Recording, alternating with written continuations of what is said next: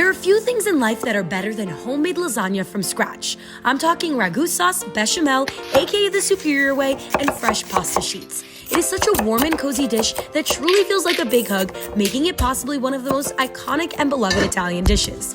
My version starts with a classic meat ragu sauce, starting with sofrito, a combination of beef, pork, and veal, some tomato paste, white wine, and my favorite Italian crushed tomatoes, pomi, which now comes in a basil flavor in a resealable and recyclable package.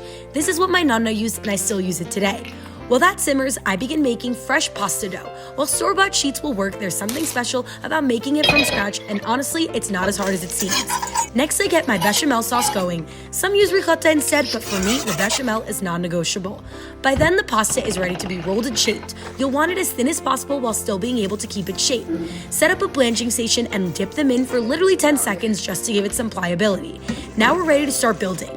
After lining the pan with some sauce, I build my layers of pasta, ragu, bechamel, freshly grated parmigiano, and low-moisture mozzarella, and repeat until I reach the top of the pan where I finish it with extra cheese.